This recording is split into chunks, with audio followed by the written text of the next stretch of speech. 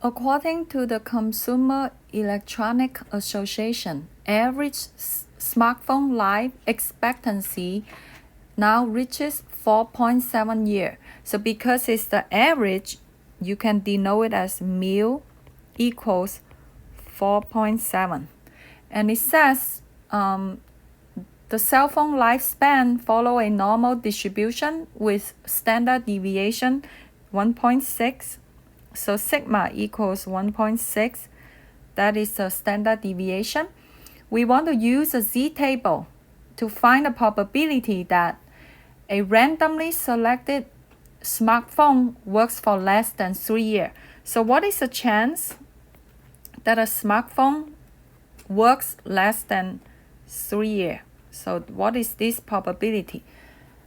This is how we can condense this problem into just a few mathematical symbols.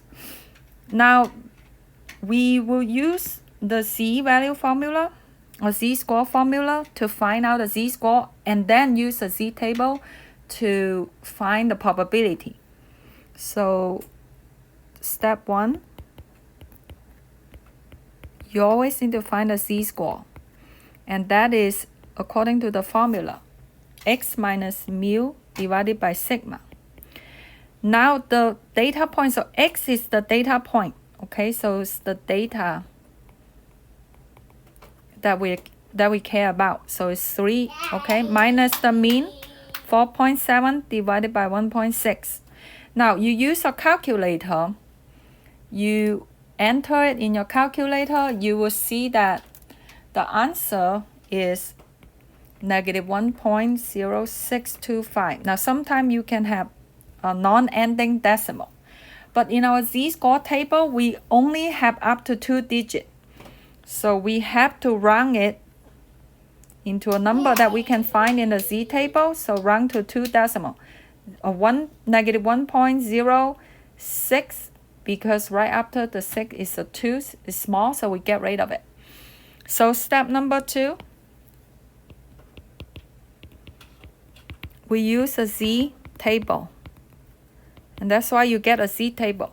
Now you have to draw a picture, okay, because that will help you to make sure your answer is right.